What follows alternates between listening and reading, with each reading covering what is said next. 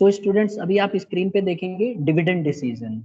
देखिए dividend decision क्या है, सबसे पहले हमें पता होना चाहिए कि डिविडेंड क्या होते हैं। डिविडेंड होते हैं जो कंपनी अपने शेयर होल्डर्स को डिविडेंड पे करती है, चाहे वो इक्विटी पे करे चाहे प्रेफरेंस करे, उसको हम डिविडेंड डिसीजन बोलते हैं।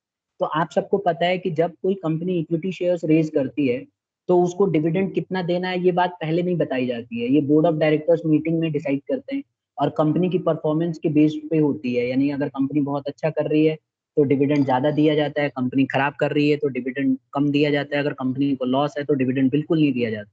तो ये एक ऐसा डिसीजन है जो फाइनेंशियल मैनेजर, जो फाइनेंसिंग मैनेजर होता है मैनेजमेंट, वो उसको तय करना पड़ता है। ठीक है, और साथ में आपको ये भी पता है कि जो डिविडेंड्स दिए जाते हैं स्टूडेंट्स, ये डिविडेंड हमेशा प्रॉफिट्स पे दिए जाते हैं। तो अगर प्रॉफिट में से आप डिविडेंड पे कर दोगे तो आपके पास बिजनेस के अंदर प्रॉफिट बचेगा नहीं और इस पैसे का आप इस्तेमाल नहीं कर पाओगे आगे फ्यूचर में। तो दो धारी तलवार है, अगर आप डिविडेंड ज्यादा देते हो तो इक्विटी शेयर होल्डर खुश हो जाएंगे, लेकिन अगर आप ज्यादा देते हो तो आपके पास पैसा नहीं रहेगा काम करने के लिए। तो ये दोनों तरफ से आप फंस सकते हो। तो ये बहुत ही इंपॉर्टेंट डिसीजन होता है किसी भी बिजनेस के लिए। अब इसको समझते हैं क्या है ये। It is concern with the disposal of profits. Dividend decision basically एक ऐसा डिसीजन है जो प्रॉफिट को बांटने में काम किया जाता है। प्रॉफिट को कितना देना है ये हमेशा डिविडेंड डिसीजन में डिसाइड किया जाता है। A portion of the profit is to be retained in the business. सबको पता है कि कुछ प्रॉफिट का कुछ हिस्सा बिजनेस के अंदर रिटेन करके रख लिया जाता है। ठीक है, और इसके वजह से ग्रोथ और एक्सपेंशन होता है, मतलब बिजनेस के अंदर ग्रोथ भी होता है और एक्सपेंशन भी होता है। तो that part of profit is called retain earning, और उसी को हम लोग रिटेन अर्निंग भी कहते हैं। जो पैसा प्रॉफिट का रख लिया जाता है बिजनेस के इस्तेमाल के लिए उसको रिटेन अर्निंग कहते हैं। और जो प्रॉफिट बांट दिया जाता है शेयर होल्डर्स में या प्रेफरेंस शेयर होल्डर्स में, उसको हम लोग डिविडेंड बोलते हैं। तो here the role of financial manager is that how much is to be retained and how much is to be distributed. तो फाइनेंशियल मैनेजर को तय करना पड़ता है कि वो कितना पैसा रोक के रखे बिजनेस में और कितना पैसा वो बांट दे। अगर वो ज्यादा रोक के रखता है तो इक्विटी शेयर होल्डर्स नाराज हो जाएंगे, अगर वो ज्यादा दे देता है तो उसके पास पैसा नहीं रहेगा। तो सपोज करो if you want to expand business, he will not be in a good position to expand business in such situation because he will be short of funds, उसके पास पैसा ही नहीं रहेगा। तो ये दोनों तरह से बहुत सोच विचार के डिसीजन लेना पड़ता है। ये वाला पॉइंट समझ में आ गया डिविडेंड डिसीजन क्या होते हैं क्लास? ठीक है, अब देखो कुछ फैक्टर्स होते हैं जो बिजनेस को इफेक्ट करते हैं, मतलब कुछ ऐसे कारक हैं, फैक्टर्स हैं जो अगर आप फाइनेंशियल मैनेजर रहते तो आपको इफेक्ट करते हैं, मतलब आपको फैसला बदलना पड़ता। कौन कौन से फैक्टर हैं? सबसे पहला आता है अमाउंट ऑफ अर्निंग। आपके पास कितना कमाई है, अर्निंग कितनी है। अब देखो ये डिसीजन, अगर मान लो बिजनेस की अर्निंग बहुत अच्छी है तो वो अच्छा खासा डिविडेंड दे सकता है, अनाउंस कर सकता है। लेकिन अगर बिजनेस की अर्निंग अच्छी नहीं है तो वो ज्यादा प्रॉफिट नहीं दे सकता है। मतलब समझ रहे हो ना आप? If business is earning high amount of profit, it will be in a good position to pay that money, but at the same time if it is not in a position to earn lot of money, it will not be able to give तो यहाँ पे भी यही है कि dividend का जो decision होता है वो डिपेंड करता है प्रॉफिट पे। आप बिजनेस ने एक साल में कितना कमाया, अगर बिजनेस ने ज्यादा कमाया तो ज्यादा डिविडेंड अनाउंस हो सकता है, बिजनेस ने कम कमाया तो कम अनाउंस होगा, और अगर बिजनेस को लॉस हो गई तो वो प्रॉफिट देंगे ही नहीं, मतलब डिविडेंड वो देंगे ही नहीं। समझ में आ गया बेटा सबको? दूसरा आता है स्टेबिलिटी ऑफ अर्निंग्स। इसमें क्या बताया गया है कि कई बार ना स्टेबिलिटी देखी जाती है कि अर्निंग की स्टेबिलिटी क्या है। मतलब कई कंपनियों का एक रूल होता है कि वो ना स्टेबल रहना चाहते हैं, मतलब मार्केट में एक ऐसा मैसेज भेजना चाहते हैं कि भाई हम हर साल एक ही बराबर या एक थोड़ा सा एक पर्टिकुलर रेंज है हमारा डिविडेंड देने। तो अगर किसी कंपनी की अर्निंग स्टेबल अर्निंग है तो इससे जो है हायर डिविडेंड देना चाहिए उसको। मतलब अगर स्टेबल है अर्निंग, हर एक कोई, अगर मान लो कोई कंपनी हर समय बराबर बराबर कमा रही है और आप देख रहे हो ना, ये ग्राफ देखो अच्छे से, ग्राफ में स्टेबिलिटी है, मतलब ऊपर ऊपर जाया जा रहा है, जाया जा रहा है। तो ऐसे समय पे बिजनेस ऑर्गेनाइजेशन ज्यादा डिविडेंड अनाउंस करना पसंद करेगी क्योंकि उसका हर साल ग्रोथ हो रहा है और हर साल उसका प्रॉफिट बढ़ता जा रहा है। तो अगर स्टेबल अर्निंग है, अप डाउन नहीं हो रहा है, तो हायर डिविडेंड दिया जा सकता है। लेकिन अगर मान लो ये ग्राफ को मैं अगर चेंज कर दूं कि एक साल अचानक प्रॉफिट होता है, दूसरे साल लॉस हो जाता है, फिर अगले साल थोड़ा सा प्रॉफिट होता है, फिर ऐसे ही 3 साल लगातार लॉस हो रहा है, तो ऐसे में बिजनेस ऑर्गेनाइजेशन ज्यादा प्रॉफिट देना पसंद नहीं करेगी, यानी कि ज्यादा डिविडेंड अनाउंस नहीं करेगी। क्यों? क्योंकि उसके पास प्रॉफिट ही नहीं है। तो स्टेबिलिटी ऑफ अर्निंग भी एक ऐसा फैक्टर है जो डिसीजन लेने में मदद करता है। अगर आप हर साल प्रॉफिट ऑन करते जा रहे हैं और ज्यादा करते जा रहे हैं, तो ऑब्वियसली आप ज्यादा डिविडेंड अनाउंस करना पसंद करेंगे। और अगर आपकी स्टेबिलिटी नहीं है अर्निंग में, तो आपको डर रहेगा कि पता नहीं अगले साल प्रॉफिट हो ना हो, तो इसीलिए आप ज्यादा डिविडेंड अनाउंस नहीं करेंगे। ये पॉइंट समझ में आ गया स्टूडेंट्स? Yes sir. एक और आता है तीसरा, स्टेबिलिटी ऑफ डिविडेंड। देखो इसमें क्या होता है कि डिविडेंड में स्टेबिलिटी, कई बार मैं जो पहले स्टार्टिंग में पॉइंट बताया ना, कई कंपनियां क्या करती हैं, वो चाहती हैं कि उनका डिविडेंड जो है स्टेबल रहे। मतलब शेयर होल्डर में एक ऐसा मैसेज जाए कि भाई ये कंपनी जो है हर साल अपने शेयर होल्डरों को डिविडेंड थोड़ा बढ़ा के देती है। तो इससे ना एक पॉजिटिव मैसेज आता है पूरे मार्केट में। जैसे देखो, आप देखो बहुत सारी कंपनियां हैं, वो क्या करती हैं, अपने शेयर होल्डर्स को हर साल थोड़ा ज्यादा डिविडेंड देती है। तो लोग जब उनको देखते हैं ना कि पिछले 5 साल में कंपनी ने कैसे डिविडेंड दिया, तो एक अच्छा मैसेज जाता है कि भाई हर साल ये कंपनी थोड़ा बढ़ा के डिविडेंड देती है। तो उससे क्या होता है कि एक अच्छा रेस्पेक्ट आ जाती है कंपनी के अंदर। तो उनको, कंपनी को लगता है कि हाँ भाई ये हर साल डिविडेंड ज्यादा देते हैं, मतलब स्टेबिलिटी है डिविडेंड में। तो जो शेयर होल्डर्स होते हैं ना, उनका कॉन्फिडेंस आ जाता है कंपनी के प्रति, they are very much confident, और उनकी रेपुटेशन बढ़ जाती है कंपनी के प्रति। तो यहाँ पे यही है कि स्टेबिलिटी ऑफ डिविडेंड में it will improve the confidence of the share holders and higher reputation for the company. Am I clear to everybody class? Students yes sir. ठीक है, तो ये भी एक फैक्टर है। जैसे मान लो एक कंपनी है, जैसे आपकी कंपनी ने ये रूल बना रखा है कि भाई हर साल हम डिविडेंड देंगे। तो अगर मान लो किसी साल कंपनी ने अच्छा नहीं भी किया ना, तो आप स्टेबिलिटी बनाए रखने के लिए आप डिविडेंड देना चाहिए, आपको देना पड़ेगा। क्यों? क्योंकि मार्केट में फिर गलत मैसेज जाएगा कि ये कंपनी हर साल डिविडेंड देती थी, इस साल क्यों नहीं दिया। तो इसलिए इससे मार्केट में रेपुटेशन बनी रहती है। तो कई कंपनियां यही काम करती हैं, हर साल वो डिविडेंड अनाउंस करती हैं, चाहे भले कंपनी को फायदा हो या घाटा हो, वो मैटर नहीं करता उनके लिए। उनके लिए मैटर ये करता है कि उन्होंने उस साल डिविडेंड अनाउंस किया कि नहीं किया, और लोगों में एक प्रॉपर मैसेज जाता है कि हाँ भाई ये तो कंपनी बहुत बढ़िया है, ये हर साल डिविडेंड अनाउंस करती है और ये डिविडेंड देती भी है। तो ये एक फैक्टर अफेक्ट करेगा business. Is it clear students? Yes sir. फिर एक और आता है ग्रोथ अपॉर्चुनिटी। देखो कई बार क्या होता है कि अगर आप डिविडेंड कम दोगे, तो फिर इससे क्या होता है कि आपके पास पैसा बच जाएगा, जो आपने प्रॉफिट ऑन किया है ना, you will be able to save lot of profit. And once you are able to save lot of profit, what you can do is you can just invest those money into the business. Okay, you'll be able to invest lot of money into the business, and this provides lot of growth. हाँ जी, आवाज cut रही है? अच्छा, और बच्चे बताओ मुझे जरा, दूसरे बच्चे, उनको भी आवाज कट रही है क्या? या नो सर। कई बार नहीं? No sir. ठीक है बेटा, आपकी तरफ से नेटवर्क इश्यू है, मैं वोडाफोन यूज कर रहा हूँ। तो आगे सुनो, मैं वोडाफोन का प्रचार भी कर रहा हूँ ना इसी बहाने। Promotional activities. तो देखो, मैं ये कह रहा था कि ग्रोथ अपॉर्चुनिटीज में यही बताया गया है कि इससे क्या होता है कि अगर आप डिविडेंड कम अनाउंस करोगे ना, तो you will have lot of growth opportunities. Suppose करो, एक एग्जांपल से समझते हैं। मान लो एक कंपनी है, कंपनी ने जानबूझ के इक्विटी शेयर होल्डर्स को कम डिविडेंड दिया। उसने बोला कि इस साल हम सिर्फ 11% डिविडेंड देंगे, जबकि दे सकती थी 15%, लेकिन कंपनी ने बचा लिया। और ऐसा करने से कंपनी के पास मान के चलो 10 करोड़ बच गए।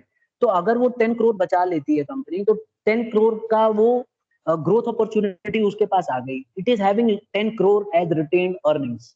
वो रिटेन कर लिया उसने पैसा, और उस पैसे को नए बिजनेस में लगाएगी, नए नए प्लांट्स खरीदेगी, मशीन्स खरीदेगी, and it will be able to on lot of money for that. अच्छा, कई बार ऐसा भी होता है, शेयर होल्डर्स को मना लिया जाता है, बोर्ड ऑफ डायरेक्टर्स बैठते हैं और उन्हें कन्विंस कर लेते हैं कि look, we are opening a new branch and hence we are not going to give you dividend, announce dividend. But वो प्रॉमिस कर देते हैं कि अगले साल हम 2% डिविडेंड बढ़ा के देंगे और कंटिन्यू 5 ईयर्स तक देंगे, बढ़ा बढ़ा के।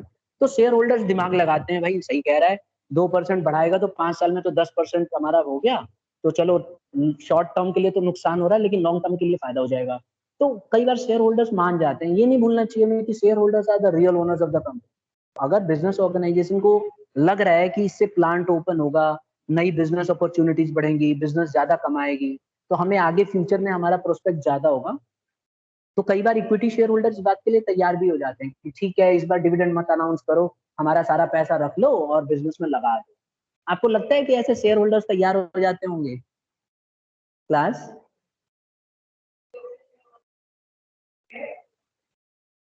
बेटा चुप सर क्यों हो गए मतलब बताओ? आपको लगता है कि ऐसे शेयर होल्डर्स तैयार हो जाएंगे? Yes sir. ठीक है, चलो एक बच्चा तो समझदार निकला। बेटा तैयार हो जाएंगे और नहीं होंगे तो फिर दूसरा ऑप्शन है, उनको स्ट्रिक्टली बोल दिया जाएगा कि भाई नहीं मिलेगा। ठीक है, कई बार ऐसा हो जाता है। और देखो क्या होता है ना, कि हम लोग 11th क्लास में क्या पढ़ते थे कि भाई सभी वोटिंग राइट होता है, सभी शेयर होल्डर वोटिंग देंगे फलान ढिमकान, लेकिन रियलिटी में ऐसा नहीं होता है। जो मोटी मोटी मछलियां होती है ना, जो बड़े बड़े इन्वेस्टर्स होते हैं, उन्हीं को बोर्ड ऑफ डायरेक्टर्स उन्हीं से व्यू लेते हैं, वही सबको रिप्रेजेंट कर लेते हैं। कई बार तो ऐसा होता है कि 4-5 ही लोग या कुछ लोग सिलेक्टेड पीपल, अगर देखा जाए तो 90% या 80% से ज्यादा शेयर होल्ड करके रखते हैं। तो फिर छोटे मोटे शेयर होल्डर्स को पूछता कौन है? ठीक है, तो मेरे जैसे आप जैसे शेयर होल्डर तो बस घर ही बैठे रहते हैं और सपने देखते रहते हैं कि इस पर डिविडेंड ज्यादा मिलेगा। But most of the time ऐसा होता नहीं है। रियलिटी ये है कि जो बड़े बड़े लोग होते हैं जिन्होंने ज्यादा इन्वेस्ट किया होता है, they are the real owners. Actually we are also owners, but they have that ability to take big decision. तो वो लोग ये डिसीजन लेते हैं और सबको मानना पड़ता है। और फिर दूसरी बात, वो लोग जो है आगे लॉन्गर एस्पेक्ट में सोचते हैं। अगर आप विलिंग नहीं हो, अगर आप जैसे आप बोलते हो नहीं, आप नाराज हो, तो आप शेयर्स बेच दो ना, कौन मना कर रहा है? You can always sell your shares. तो ये ऑप्शन तो आपके पास हमेशा रहे। Is it clear now? Should be move further? Yes sir. ठीक है, तो हमने 4 फैक्टर्स पढ़ लिए बेटा। पहला फैक्टर कौन सा पढ़ा हमने? पहला फैक्टर हमने पढ़ा अर्निंग, कमाई कितनी है। अगर कमाई ज्यादा है तो डिविडेंड ज्यादा देंगे, कमाई कम है तो डिविडेंड कम अनाउंस होगा। ये तो सिंपल सी बात है। दूसरा हमने पढ़ा स्टेबिलिटी ऑफ अर्निंग। अगर कोई कंपनी लगातार प्रॉफिट कमाए जा रही है तो ज्यादा डिविडेंड अनाउंस करेगी। लेकिन अगर कोई कंपनी कभी ज्यादा कमाती है, अगले साल कम कमा लेती है, फिर अगले साल ज्यादा कमाती है, उसको हौच पौच हो रहा है, उसको खुद नहीं पता कब क्या होगा, तो ऐसे में देयर आर चांसेस की जो फाइनेंशियल मैनेजर होगा वो डिविडेंड देते समय थोड़ा सा डरेगा और कम अनाउंस करना पसंद करेगा। तीसरा हमने पढ़ा स्टेबिलिटी ऑफ डिविडेंड। कई कंपनी क्या करती है, डिविडेंड स्टेबल रखना चाहती है जिससे कि रेपुटेशन बनी रहे मार्केट में। आप आज सर्च करना इस क्लास के बाद कि कौन सी कंपनियां हैं जो हर साल डिविडेंड ठीक ठाक देती हैं, तो आप देखना टॉप क्लास जो कंपनी है ना वर्ल्ड में, उनका लिस्ट में नाम आ जाएगा। क्यों? क्योंकि उन्होंने एक रूल बना रखा है कि भाई हम हर साल डिविडेंड अनाउंस करेंगे। इससे क्या होता है, एक अच्छा मैसेज जाता है मार्केट में कंपनी को लेके कि भाई ये कंपनी तो बहुत बढ़िया है, हर साल डिविडेंड अनाउंस करती है। तो ये कंपनी मतलब इससे बिजनेस की वैल्यू बढ़ती है और यही स्टेबिलिटी ऑफ डिविडेंड कहलाता है। मतलब you are stable when it comes to providing dividend. भले ही बिजनेस को थोड़ा नुकसान हो, आप डिविडेंड ज्यादा देना पसंद करोगे। फिर एक और लास्ट में मैंने ग्रोथ अपॉर्चुनिटी बताया कि अगर आप डिविडेंड कम देंगे तो आपके पास इन्वेस्टमेंट बढ़ेगा और इन्वेस्टमेंट बढ़ जाएगा, यानी रिटेन अर्निंग बढ़ जाएगी। और रिटेन अर्निंग को आप किसी दूसरे बिजनेस में यूज कर सकते हैं, नई बिजनेस को बढ़ा सकते हैं, प्लांट खरीद सकते हैं, लैंड खरीद सकते हैं। तो you can do lot of things by doing so. तो एक ये आ जाएगा। फिर एक और है कैश फ्लो पोजीशन। देखो कैश फ्लो पोजीशन क्या है कि मतलब आपके पास कितना पैसा है। अब देखो यहाँ लिखा हुआ payment of dividend involves outflow of cash, therefore enough cash must be available for declaration of dividend. आपके पास इतना पैसा होना चाहिए कि यू आर एबल टू पे दैट मनी। तो अगर आपका कैश फ्लो पोजीशन अच्छा है, मतलब अगर आपके पास बिजनेस में पैसा अच्छा खासा है, तो आप ज्यादा अनाउंस कर सकते हो। बट अगर मान लो बिजनेस के पास पैसा ही कम है, उसके पास उतना पैसा नहीं है कि वो पे कर सके, तो then it will give lower dividend, कम डिविडेंड देगी। आई होप ये वाला भी पॉइंट समझ में आ गया होगा यस सर। क्लास। अच्छा, ये वाला पॉइंट देखो बहुत इंपॉर्टेंट है, शेयर होल्डर्स प्रेफरेंस। कई बार क्या होता है कि शेयर होल्डर्स की प्रेफरेंस भी देखी जाती है। मतलब शेयर होल्डर्स क्या चाह रहे हैं, तो कोई भी कंपनी ना अपने शेयर होल्डरों से पहले बात करती है कि सर आप क्या एक्सपेक्ट कर रहे हैं, कितना परसेंट आप इक्विटी शेयर्स पे डिविडेंड एक्सपेक्ट कर रहे हो। तो शेयर होल्डर्स बताते हैं कि भाई इस बार हम 12% एक्सपेक्ट कर रहे हैं, कोई बोलेगा 14% एक्सपेक्ट कर रहे हैं, कोई बोलेगा 10% एक्सपेक्ट कर रहे हैं। तो इसको एक लमसम एक मतलब अंदाजा लगाया जाता है कि अगर हम इतना शेयर्स के ऊपर डिविडेंड दें तो हमारे शेयर होल्डर्स खुश रहेंगे, और इससे कम देंगे तो सारे शेयर होल्डर्स हमारे भड़क जाएंगे, नाराज हो जाएंगे। तो ये भी एक फैक्टर बहुत इंपॉर्टेंट रोल प्ले करता है। If you are a financial manager and you know that कि all the share holders are expecting all more than 12% in the form of dividend, then you will not be able to give less than 12% dividend, because either you will be kicked off, मारे जाओगे, और पता लगा board of directors भी साथ में गए आपके, क्योंकि बोर्ड ऑफ डायरेक्टर्स भी ये बात जानते हैं अच्छे से कि शेयर होल्डर्स क्या चाहते क्या हैं। तो उनका सर्वे किया जाता है, मीटिंग कंडक्ट की जाती है, और हो सकता है कि आपने प्रॉमिस किया हो, जैसे मैंने पहले एग्जांपल दिया कि आपने बोल रखा हो कि हम अगले साल ज्यादा देंगे, और अगर आप नहीं दोगे तो ऑटोमेटिकली वो नाराज हो जाएंगे। और ऐसे में क्या होता है कि जो डायरेक्टर्स होते हैं और बोर्ड ऑफ डायरेक्टर्स होते हैं, उनको शेयर होल्डर्स हटाने का दम रखते हैं, तो वो लोग उनको हटा भी देंगे। तो इसीलिए ये सब फैक्टर भी ऐसा है जिसमें आपको ध्यान रखना ही पड़ता है। अगर वो एक्सपेक्ट कर रहे हैं कि कम से कम उनको 12% मिलेगा, तो you can not give more less than this, आपको इतना देना ही पड़ेगा। तो ये भी एक ऐसा फैक्टर है जो आपको आपके फैसले को बदलवाने में मदद कर सकता है। Am I clear? Yes sir. ठीक है, अब एक और पॉइंट देखो, ये वाला टैक्सेशन पॉलिसी। अच्छा ये बताइए बेटा, जो डिविडेंड हमें मिलता है, जैसे मान लो आपने शेयर्स खरीद लिया और उसके ऊपर आपने इनकम अर्न कर लिया, तो क्या उसके ऊपर भी टैक्स आपको देना पड़ता है? कोई बच्चा मुझे बताएगा हाँ या ना? देना पड़ता है। देना पड़ता है। मान लो आपके मम्मी या पापा कहीं जॉब कर रहे हैं और उन्होंने शेयर्स खरीद रखा है 10-12 लाख का, और उनको डिविडेंड मिलता है, तो वो डिविडेंड उनके इनकम में जाके ऐड हो जाता है और वो उनकी इनकम मानी जाती है। तो उस इनकम के ऊपर उनको डिविडेंड वो उनको मतलब टैक्स देना पड़ता है, राइट? तो इसलिए कई बार क्या होता है कि टैक्सेशन पॉलिसी को भी ध्यान में रख के डिविडेंड अनाउंस किया जाता है। जैसे अगर मान लो dividend are free of tax in the hands of shareholders, that dividend distribution tax is levied on companies. तो अब जैसे मैं देखो यहाँ पे लिखा हुआ मैंने कि if the tax on dividend is higher, it is better to pay less way of dividend. अगर मान लो डिविडेंड के ऊपर टैक्स ज्यादा लग रहा है तो आप डिविडेंड मत दो ज्यादा, और शेयर होल्डर्स को बोल दो कि हम आपका पैसा बिजनेस में ही वापस लगा देते हैं। उससे एक फायदा होगा। क्या फायदा होगा? जैसे मान लो मैंने एक कंपनी में पैसे लगा रखे हैं और मुझे 5 लाख रुपए डिविडेंड मिलना था। मेरे को कंपनी ने बोला कि सर हम आपके इसी 5 लाख रुपए से नए शेयर्स खरीद लें, आपको टैक्स नहीं देना पड़ेगा, आप टैक्स से बच जाओगे। तो मेरे पास सही बात है, अगर मेरे को 5 लाख रुपए मैंने इनकम अर्न कर ली, तो आजकल जो रूल चल रहा है मुझे ऑलमोस्ट 20% देना पड़ेगा टैक्स। तो मैं 5 लाख का 20% दूंगा तो मैं 1 लाख दूंगा। अब 1 लाख तो मैं गवर्नमेंट को टैक्स दे रहा हूँ, तो मैं मेरी असली इनकम तो 4 ही लाख हुई, 5 लाख तो हुई नहीं। तो ऐसे में मेरे को एक अपॉर्चुनिटी दिखेगी कि ठीक है 5 लाख का शेयर खरीद लो और आगे चल के इन शेयर्स को मैं बेच दूंगा। तो बात की बाद में देखी जाएगी, इस साल तो मैंने टैक्स बचा लिया। तो ये भी एक टैक्सेशन पॉलिसी की बहुत इंपॉर्टेंट रोल प्ले करती है, डिविडेंड अनाउंस करना। तो अगर डिविडेंड के ऊपर टैक्स ज्यादा है तो कंपनी कई बार डिविडेंड कम अनाउंस करती है, और अगर टैक्स फ्री है, टैक्स पे छूट दे दी है गवर्नमेंट ने, तो कंपनियां जानबूझ के ज्यादा डिविडेंड अनाउंस करेंगे जिससे कि उनका टैक्स बच जाए। Am I clear to everybody now? Yes, sir. Yes sir. ठीक है, तो अगर मैं प्रेजेंट कंटेक्स्ट में देखूं, आज की डेट में अगर मैं आज की बात करूं, तो अगर आप इक्विटी शेयर्स खरीदे हुए हो और आपको डिविडेंड मिलता है तो आप टैक्सेबल में आ जाते हो। और आजकल रूल तो आप जानते ही हो, टैक्सेबल के रूल्स बहुत चेंज होते रहते हैं, हर साल चेंज होता है। तो अगर आपकी इनकम एक पर्टिकुलर अमाउंट से ज्यादा होती है तो आपको टैक्स देना पड़ता है। जैसे एग्जाम्पल के तौर पे, अगर आपकी इनकम 10 लाख है तो आपको 20% देना पड़ेगा, 10 लाख से ज्यादा है तो आपको 25 या 30% देना पड़ेगा। तो आप भी चाहोगे कि आपका स्लैब ज्यादा ना जाए, आपकी इनकम ज्यादा ना हो साल की।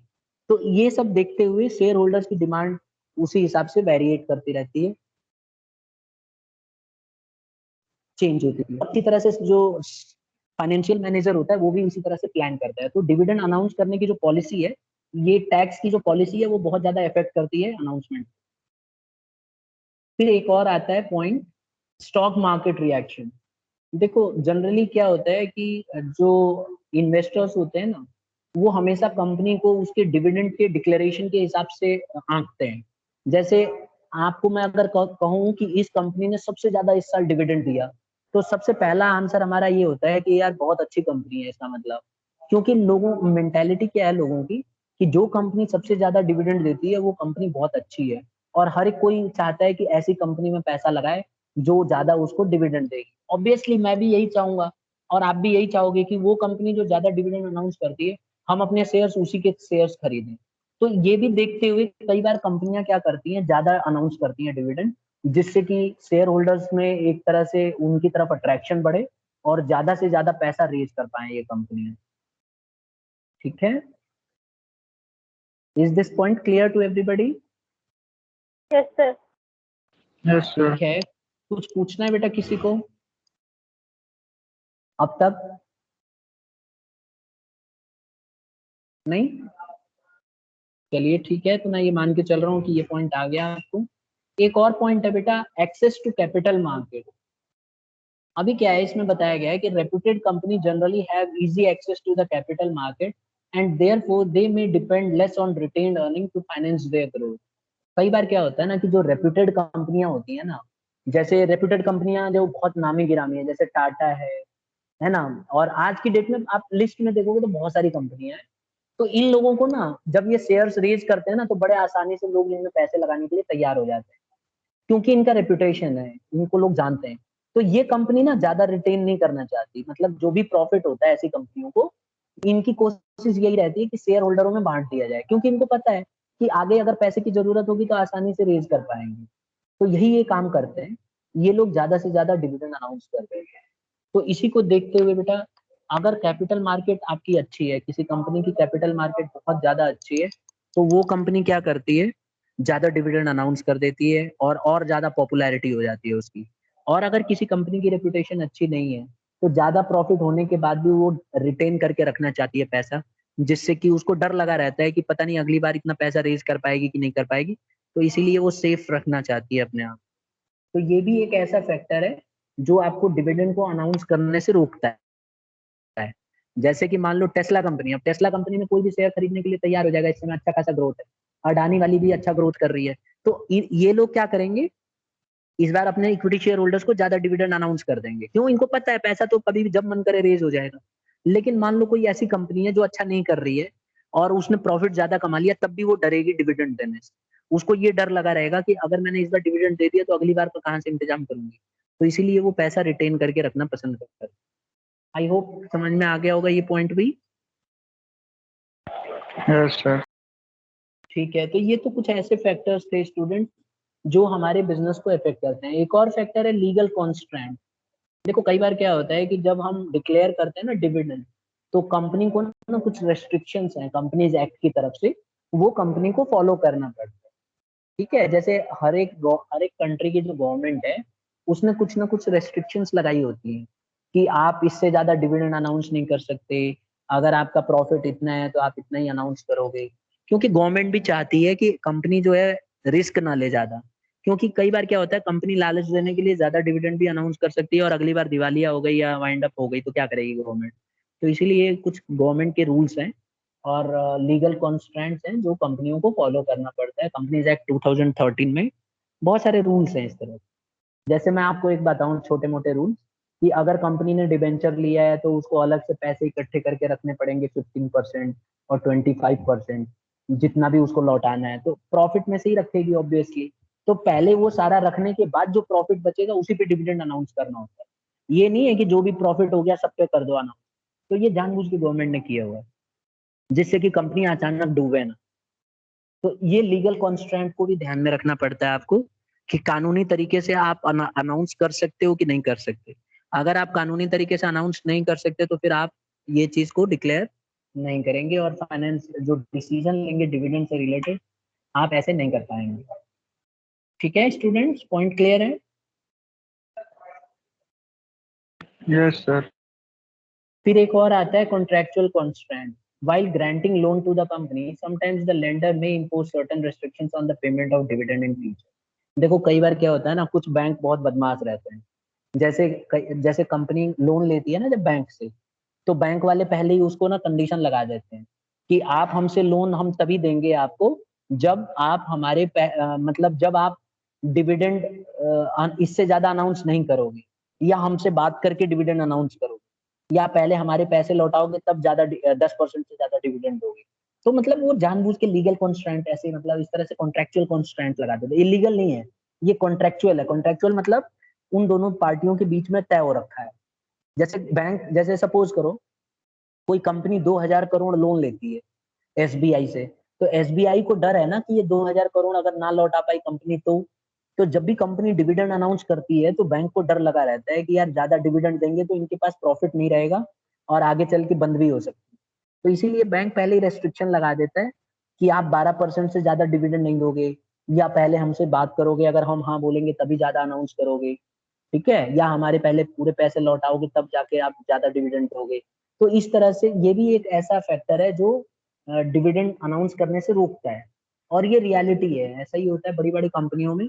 जब कंपनियां किसी बैंक से लोन लेती हैं तो बैंक वाले पहले ही कंडीशन लगा देते हैं। अगर ऐसे कंडीशन नहीं लगाएंगे बैंक वाले तो उनको खुद को भी खतरा रहता है। कई बार ऐसा देखा गया है कि बैंक से लोन ले लिया कंपनी ने और 2-3 साल तक ज्यादा डिविडेंड दिया इस चक्कर में कि शेयर होल्डर्स खुश हो जाएंगे और ज्यादा पैसा लगाएंगे, और लास्ट में उल्टा हो गया तो कंपनी बाइंड अप हो गई और बैंक लोन रिकवर नहीं कर पाया। तो इसीलिए बैंक पहले ही ये बात बता देता है कि आप ऐसा करोगे तभी हम आपको लोन देंगे, नहीं तो नहीं देंगे। तो ये एक ऐसा फैक्टर है जो बिजनेस को सीधा सीधा इफेक्ट करता है। आई होप क्लियर हो गया होगा पॉइंट ये। Yes, sir. ठीक है स्टूडेंट्स, तो ये हमारे फैक्टर्स हैं जो हमने अभी अभी डिस्कस किया। पहले हमने पढ़ा था कि अर्निंग, अगर कमाई अच्छी है तो डिविडेंड ज्यादा दे सकते हो। फिर हमने पढ़ा स्टेबिलिटी ऑफ अर्निंग, अगर आप स्टेबल चाहते हो, अर्निंग आपकी स्टेबल है, तब आप ज्यादा अनाउंस कर सकते हो। तीसरा हमने पढ़ा कि अगर आप डिविडेंड लगातार ज्यादा दे रहे हो, स्टेबल है, तो इससे आपकी रेपुटेशन बढ़ेगी और ज्यादा से ज्यादा आप डिविडेंड देना चाहोगे। ग्रोथ अपॉर्चुनिटी, अगर आप ग्रोथ अपॉर्चुनिटी चाहते हो तो डिविडेंड कम दोगे जिससे कि आप पैसा रोक के रख सको और बिजनेस में लगा सको। ई पार्ट है cash flow position, cash flow position business की कैसी है ये भी डिपेंड करता है। अगर आपके पास पैसा ज्यादा है तो आप ज्यादा डिविडेंड दे सकते हो, पैसा कम है तो कम देना पड़ेगा। शेयर होल्डर्स प्रेफरेंस, आप शेयर होल्डर्स की प्रेफरेंस क्या है, शेयर होल्डर्स क्या चाहते हैं। तो शेयर होल्डर्स अगर प्रेफरेंस देते हैं कि भाई कई बार होता है ना शेयर होल्डर कितना चाहते हैं, तो कंपनी उनको भी देखती है कि शेयर होल्डर क्या चाहता है, कितने अमाउंट पे खुश है, तो उतना ही डिविडेंड दिया जा सकता है। टैक्सेशन पॉलिसी मैंने समझा दिया कि अगर टैक्स डिविडेंड पे टैक्स ज्यादा लग रहा है तो डिविडेंड कम अनाउंस करोगे, कम लग रहा है तो ज्यादा अनाउंस करोगे। मार्केट का रिएक्शन कैसा है, कई बार मार्केट में लोग ज्यादा पैसा लगाना चाहते हैं तो उसके हिसाब से आप डिविडेंड डिसाइड करोगे। तो ये सारे पॉइंट्स हम पढ़ चुके हैं। ठीक है स्टूडेंट्स, यहाँ तक समझ में आ गया सबको? Yes. Yes, sir. तो अगर कुछ डाउट है तो पूछो।